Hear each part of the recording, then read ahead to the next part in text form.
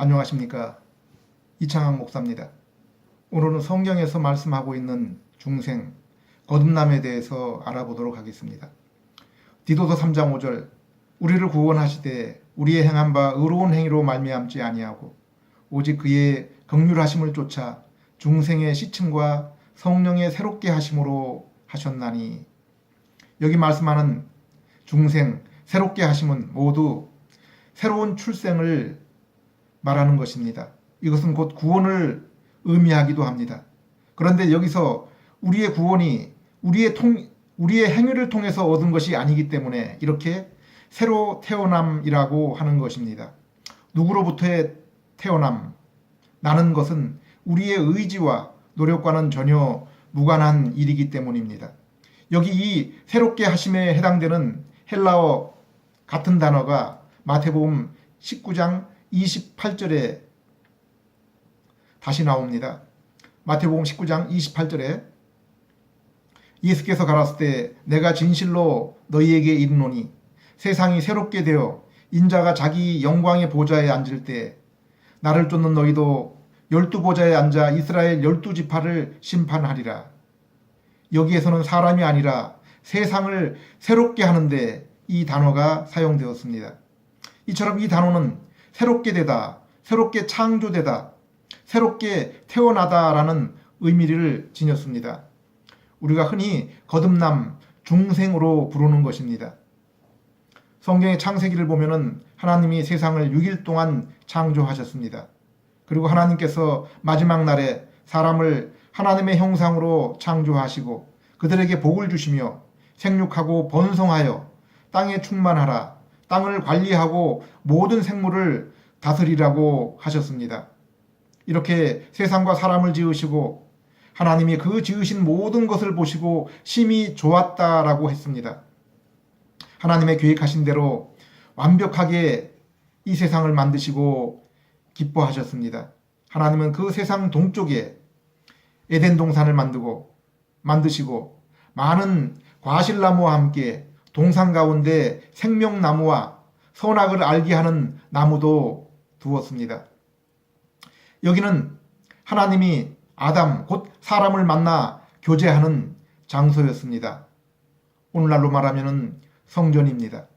그리고 동산의 각종 나무의 다른 과실은 너희가 다 먹되 선악과는 먹지 말라고 하셨습니다. 먹는 날에는 너희가 반드시 죽으리라고 했습니다. 그러나 아담과 하와는 마귀의 꾀임에 빠져 그만 선악과를 먹게 되고 하나님과 더 이상 교제를 나누지 못하고 에덴 동산을 쫓겨나게 됩니다. 그 후부터는 아담과 모든 후손이 하나님과 사귀지 못하고 그 관계가 끊어져서 죄 가운데 살게 되었고 사망에 이르게 되었습니다. 하나님의 형상으로 지음을 받은 것은 하나님과 인격적인 교제가 그 지음을 받은 최고의 목적이었는데 이제 사람은 그 창조의 목적을 잃어버린 채 살아가게 되었습니다. 그런데 아담만 하나님께 저주를 받은 것이 아니라 아담의 지배와 관리 가운데 있었던 이 피조 세계 전체가 아담의 영향을 받아 하나님의 저주 가운데 있게 되었습니다. 사람만 하나님의 형상을 잃어버린 것이 아니라 만물이 함께 하나님이 최초에 지으셨을 때 그 아름다움을 잃어버린 것입니다. 피조물도 만물을 다스리는 사람이 타락함으로 함께 저주를 받은 것입니다. 그래서 로마서 8장 21절에 이 피조물도 썩어짐의 종노릇을 하고 있다고 했습니다. 말 못하는 저 만물과 피조물, 곧 피조세계도 사람 때문에 함께 고통을 당하고 있는 것입니다. 그런데 은혜로우신 하나님께서 아담을 영원히 저주 가운데 버려두지 않으시고 하나님께 돌아올 수 있는 길을 열어놓으셨습니다. 죄로 인해 잃어버렸던 하나님의 형상을 회복할 수 있는 기회를 마련하셨습니다. 그런데 하나님께서는 창조시에 지으신 하나님의 형상, 비록 하나님과 영광스러운 교제를 나누지만은 언제든지 타락할 수 있고 교제를 잃어버릴 수 있는 그 상태가 아닌 상태로 우리를 회복시키시는 것입니다. 태초에 죄를 짓기 전 그 아담의 상태가 아니라 둘째 아담이라고 불리는 예수님의 상태로의 회복입니다.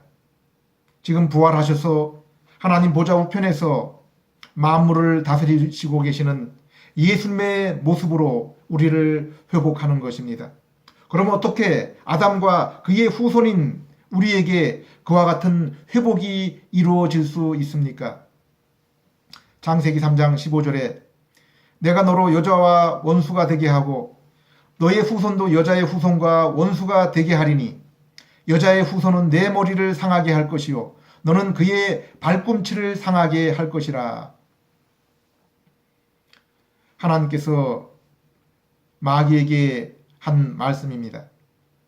이 말씀이 우리가 원복음이라고 부르는 최초의 복음입니다. 여자의 후손으로 오실 예수님이 십자가에 달리셔서 마귀의 권세를 이기시고 우리를 죄에서 구원하여 하나님의 형상으로 새롭게 하시는 것입니다. 뿐만 아니라 우리와 더불어 우리의 지배 가운데 있다가 마귀에게 넘겨준 피조 세계도 함께 회복하시고 새롭게 하실 것이다 약속하셨습니다. 그래서 로마서 8장 21절에 이 피조물도 썩어짐의 종노릇한 데서 해방되어 하나님의 자녀의 영광의 자유에 이르게 된다고 했습니다. 그래서 예수님께서도 마태복음 19장 28절에 이렇게 말씀하신 것입니다. 예수께서 가라사대 때 내가 진실로 너희에게 이르노니 세상이 새롭게 되어 인자가 자기 영광의 보좌에 앉을 때 나를 쫓는 너희도 12 보좌에 앉아 이스라엘 12지파를 심판하리라. 주님이 영광의 보좌에 앉으실 때 주님과 함께 우리가 다스릴 세상은 지금과 같은 세상이 아니라 하나님께서 새롭게 한 세상입니다. 계시록 21장 5절에도 이렇게 말씀하십니다. 보좌에 앉으신 이가 가라사대 때 보라 내가 만물을 새롭게 하노라. 계시록 21장 1절에도 내가 새 하늘과 새 땅을 보니 처음 하늘과 처음 땅이 없어졌고 바다도 다시 있지 아니하더라. 이렇게 만물의 영장인 인간의 타락으로 인해서 변형된 이 세상은 예수님께서 다시 오실 때 새롭게 변화가 되는 것입니다. 그런데 우리에게 중요한 것은 우리 인간은 어떻게 변화하느냐 하는 것입니다. 나는 어떻게 되느냐 하는 것입니다. 우리는 우리가 살아가는 이 세상이 점점 더 각박해지고 삭막해져 가는 것을 보고 있습니다. 뉴스를 보고 사회를 보아도 사랑의 모습을 찾아보기가 점점 어렵습니다. 우리의 지도자, 대표로 우리를 다스리는 분들도 왜 저런 생각을 하고 저런 말을 하며 행동을 하는지 우리는 실망을 하며 절망스러워할 때가 한두 번이 아닙니다. 또한 내 자신을 살펴보아도 나의 모습이 늘 만족스럽지 못하고 부끄럽습니다. 성경은 분명히 마지막 때가 가까울수록 사람들의 사랑이 점점 식어지고 더욱 타락하고 악해진다고 했습니다. 뿐만 아니라 우리가 살고 있는 이 세상도 지진과 가뭄과 전염병과 천체의 이상현상과 전쟁 등이 더욱 심해진다고 했습니다. 그로 인해 우리의 삶이 점점 더 고통스러워질 것이라고 했습니다. 뿐만 아니라 믿는 사람에 대한 세상의 미움과 박해도 점점 더 심해질 것이라고 했습니다. 그러면 이런 세상에 우리가 어떻게 살아가야 됩니까? 무엇을 기대하며 어떤 소망의 끈을 붙들고 살아가야 합니까? 오래전 미국 알라바마 어느 작은 도시에 목회자로 초청을 받아 목회한 적이 있습니다. 열심히 한다고 했지만은 성도들과의 갈등이 있어서 목회를 그만둬야 될 상황이 되었습니다. 의지할 곳도 또 아는 사람도 아무 없는 이 미국 땅에서 이제 우리 가정은 어떻게 해야 하나? 얼마 동안 절망 속에 있었습니다. 그런데 어느 날 문 앞을 보니 조그마한 바구니가 놓여 있었습니다. 그리고 그 안에 야채와 과일과 약간의 먹을거리가 있었습니다. 며칠 뒤에도 또 그런 일이 일어났고, 내가 기억하기로 우리가 그곳을 떠날 때까지 그런 일이 몇 차례 더 있었습니다. 조그마한 마을이라 나중에 그분이 누구인지 알게 되었습니다. 그분은 필리핀계 여성이었는데 우리가 섬기던 교회의 한 성도의 식당에 종업원으로 일을 하던 분이었습니다. 우리 교회를 다니던 분도 아니고 그저 식당에서 몇 번 얼굴을 본 것밖에 없는 분입니다. 우리가 그것을 떠나기 전에 그분을 만나서 고맙다는 인사를 했습니다. 그 뒤로도 녹록지 않은 타양살이였지만은 그분의 그 손길을 생각하는 것이 얼마나 큰 힘이 되었는지, 위로가 되었는지 모릅니다. 요한복음 13장 34절 35절 새 계명을 너희에게 주노니 서로 사랑하라. 내가 너희를 사랑한 것 같이 너희도 서로 사랑하라. 너희가 서로 사랑하면 이로써 모든 사람이 너희가 내 제자인 줄 알리라. 그동안 많은 설교를 듣기도 하고 또 직접 전하기도 했지만은 저에게 이 작은 사랑의 손길만큼 기억에 남고 위로가 되었던 일은 없었던 것 같습니다. 오늘날 교회가 설교를 하고 전도를 하지만은 사랑하는 것만큼 예수님을 더 분명하게 전할 수 있는 것이 무엇이 있겠습니까? 오늘날 교회가 복음을 위한 많은 열심은 있는데 그 핵심이 빠진 것 같아 안타깝습니다. 교회로부터 전해진 진실한 사랑만이 죄로 인해 지친 영혼에게 위로를 주고 예수님께 소망을 두게 할 수 있는 것입니다. 진실한 사랑은 사랑이신 하나님께로부터 난 자만이 할 수 있는 일입니다. 요한복음 3장에 니고데모가 밤중에 몰래 예수님께 나옵니다. 당시에 니고데모는 성실한 종교인으로 소문난 바리새인이었습니다. 유대 사회의 지도자였던 의회 의원이었습니다. 나중에 예수님을 장사 지내는데 많은 모략을 내어놓을 정도로 니고데모는 부자였습니다. 그런데 이 부족할 것이 없어 보이는 니고데모가 왜 사람들의 눈을 피해서 한밤중에 예수님께 나왔습니까? 분명 종교적인 명성과 세상의 지위와 존경 그리고 물질로는 해결되지 않는, 해결할 수 없는 중요한 그 무엇이 자신에게 없는 것을 알았기 때문입니다. 우리는 짧은 인생을 살면서도 미래를 위해서 열심히 공부하고 열심히 일을 합니다. 미래에 나에게 어떤 성공이 보장된다면 지금 잠시 불편한 것도 이를 악물며 참을 수가 있습니다. 만일 내가 내일 죽을 사형수라면 오늘 나에게 제공된 진수성찬이 무슨 의미가 있겠습니까? 오늘 이 땅에 죄인으로 살아가는 우리 인생이 그 어떤 것이 있어도 슬픈 것은 바로 우리 앞에 사망이 놓여 있다는 것입니다. 잃어버린 하나님께로 우리가 이제 다시 돌아갈 수 없다는 것입니다.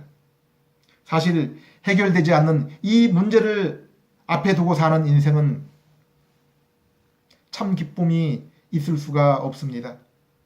내가 이 문제로 절망하고 살아가는데 어떻게 이웃을 도우며 살 수 있겠습니까? 사람이 자기에게 소망이 있어야 다른 사람에게 소망을 줄 수가 있는 것입니다. 내가 받은 그 사랑이 내 안에 있어야 다른 사람에게도 그 사랑을 나누어 줄 수가 있는 것입니다.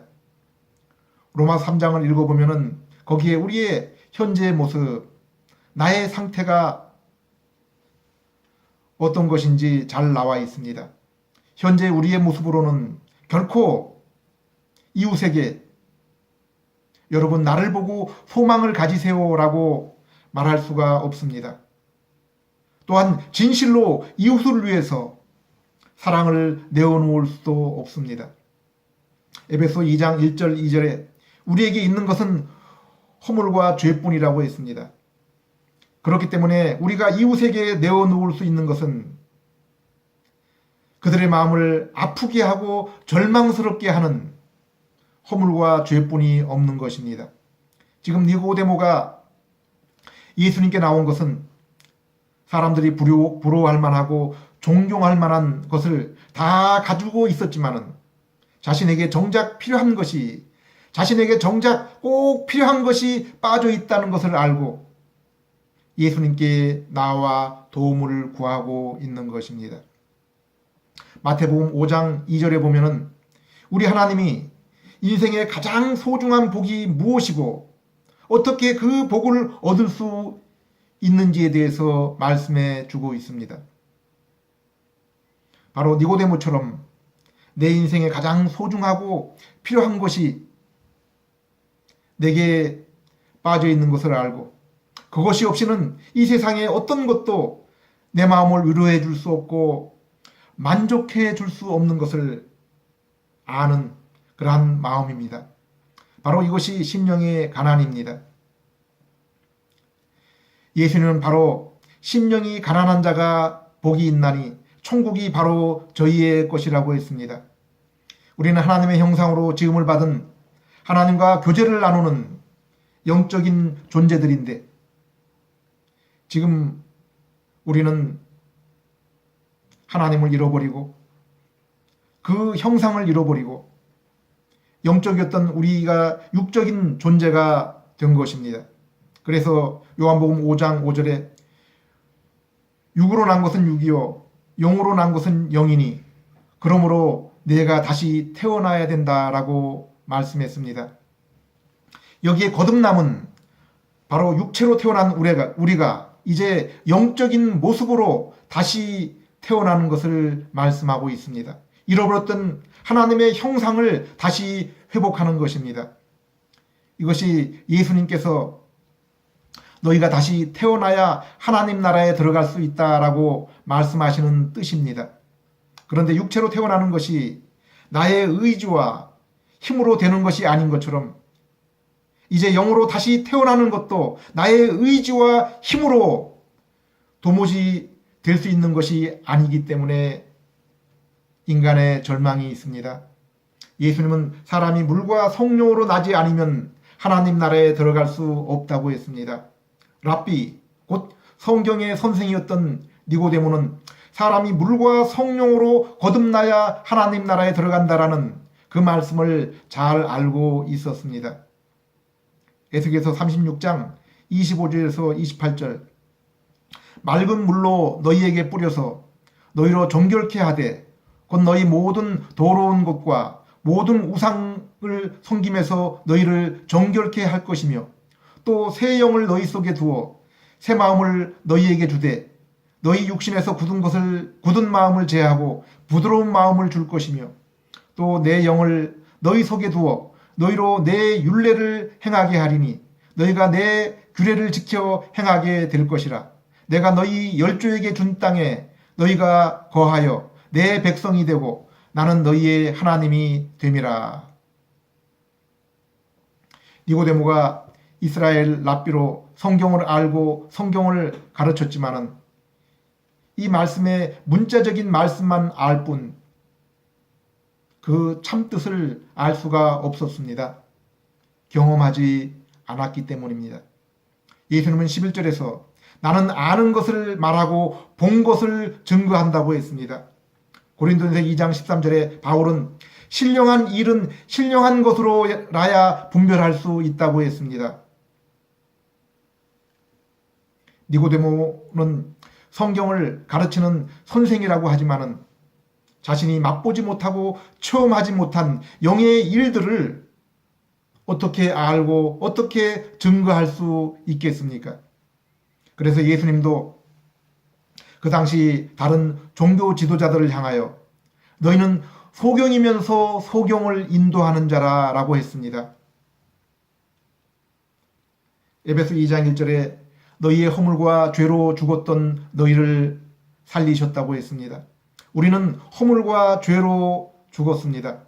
전적으로 타락해서 하나님의 형상을 잃었습니다. 하나님과 교제가 끊어졌고 하나님이 우리 곁을 떠났습니다.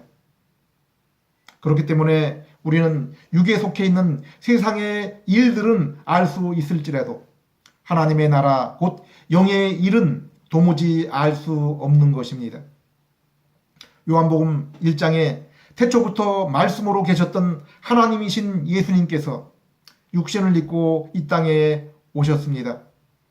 그런데 생명의 빛이 되신 예수님께서 세상에 오셔서 이 어두운 세상을 비추었는데 어두운 세상에 죄의 몸을 입은 사람들이 그분을 알지 못했다고 했습니다.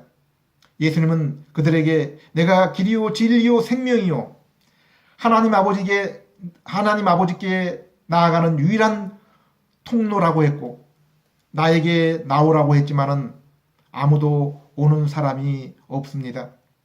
수고하고 무거운 죄의 짐을 진 너희들아 나에게 나오라 내가 너희를 쉬게 하리라 라고 말씀했지만은 예수님께 나오는 사람이 없습니다. 그분께 나와서 영접하기만 하면은 영생을 얻게 되는데 그렇게 하는 사람이 없습니다. 요한은 사람들이 예수님께 나오지 않는 원인을 이렇게 설명하고 있습니다. 이것은 혈통으로 되지 아니하고 사람의 뜻으로 되지 아니하고 오직 하나님으로부터 난 사람만 될 수 있느니라. 요한복음 10장에 예수님은 양의 목자라고 했습니다. 그리고 오직 내 양만이 내 목소리를 알아듣고 나에게 나오며 나를 따른다고 했습니다. 예수님의 목소리를 듣는 많은 사람이 있지만은 오직 하나님의 택하신 예수님의 양만이 그 목소리를 알아듣고 예수님께 나오는 것입니다. 마태복음 13장에 씨 뿌리는 자의 비유가 나옵니다. 씨를 뿌리는 자가 씨를 뿌리러 밖으로 나아가서 길가와 돌밭과 가시떨기와 그리고 옥토에 씨를 뿌립니다. 그런데 생명의 씨앗이 이 모든 것에 뿌려졌는데 오직 옥토에서만 열매가 열렸습니다. 여기에 씨는 천국의 말씀이요 밭은 사람의 마음이라고 했습니다. 오직 천국 말씀 복음이 옥토인 마음에만 씨가 심겨져서 뿌리를 내리고 열매를 맺습니다.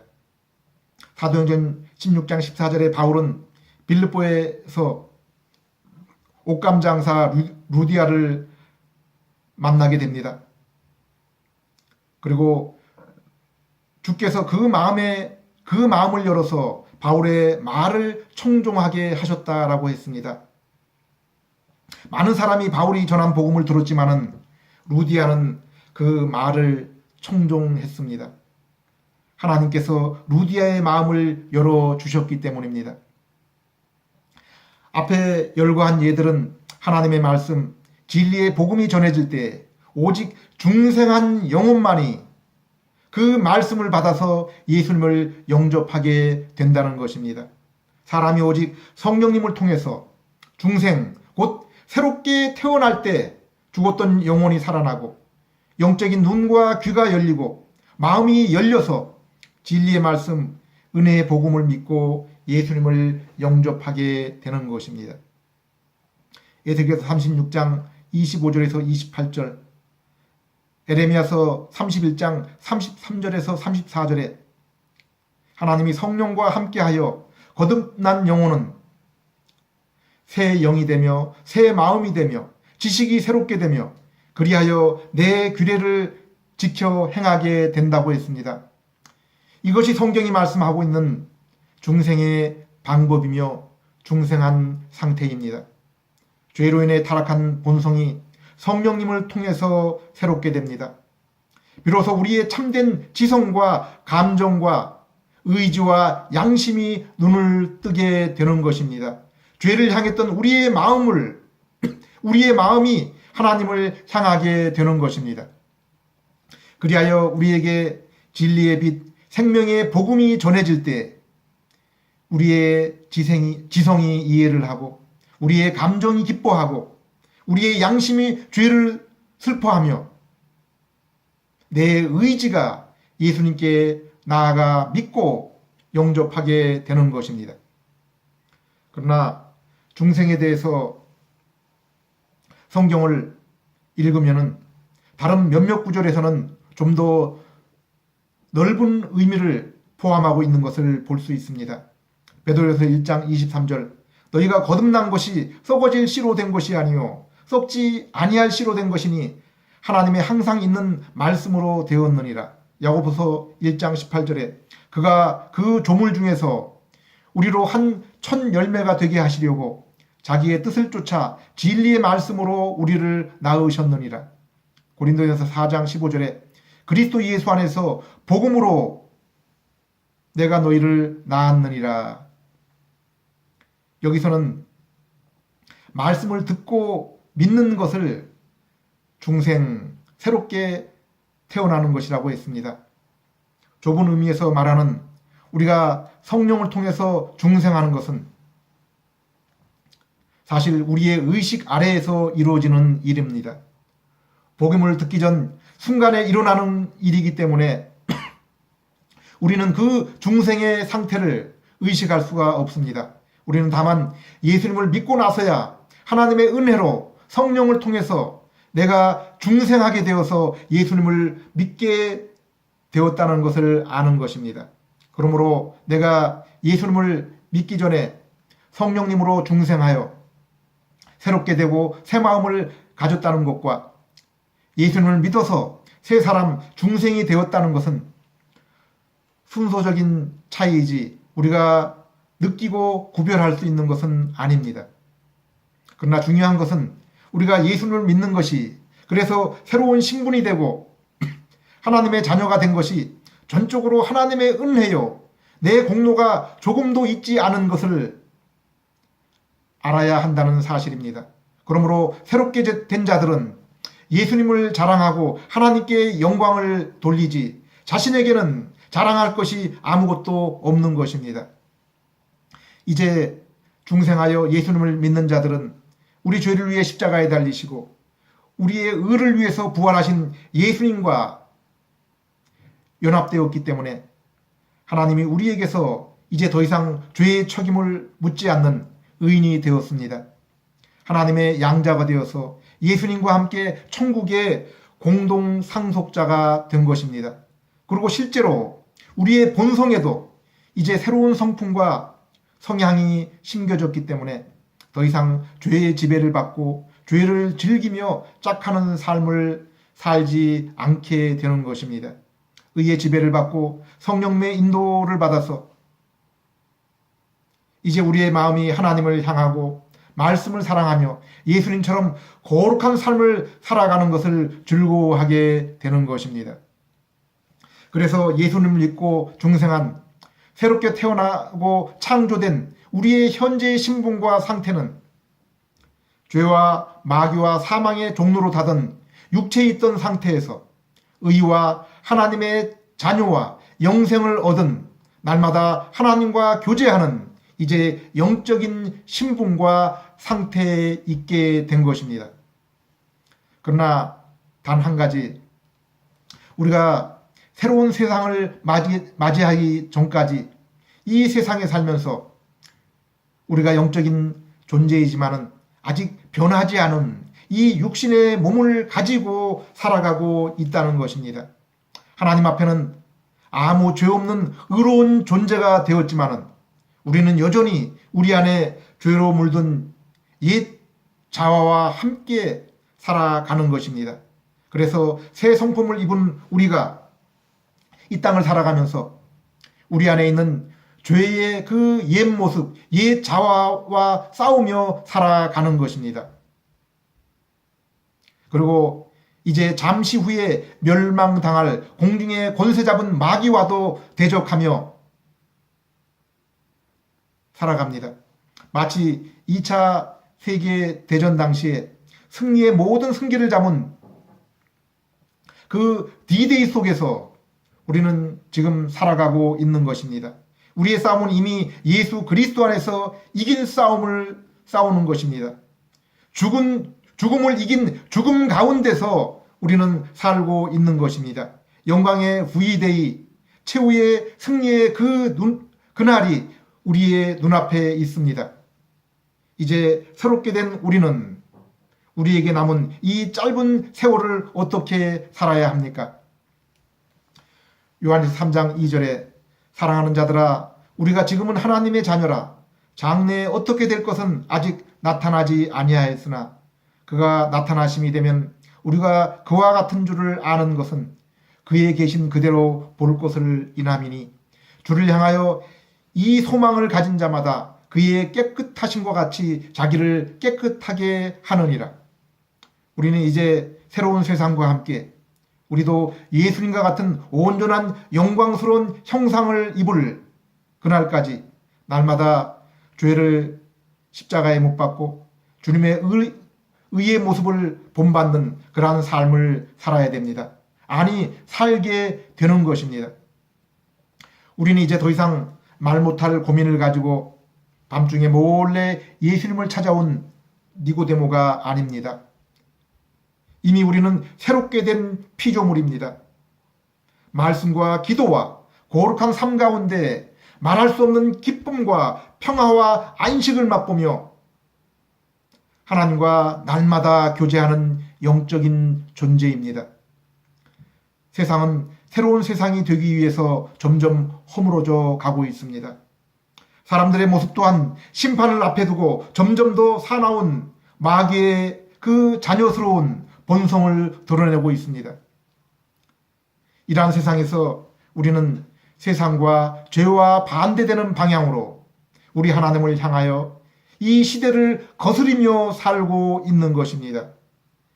우리 주님은 내가 너희를 새롭게 하였으니 이제는 사랑으로 악을 이기라고 말씀하고 있습니다. 의로서 끝까지 선한 싸움을 싸우라고 말씀하고 있습니다. 이것이 중생한 성도가 이 땅을 살아가야 하는 이유입니다. 오늘 이 말씀을 듣고 자신의 죄를 내려놓고 자신이 인생의 주인이 되었던 육의 삶을 내려놓고 영의 삶, 우리 하나님과 동행하는 삶을 소원하는 모든 분들에게 길이요 진리요 생명이 되시며 하나님과 그의 나라에 들어가는 유일한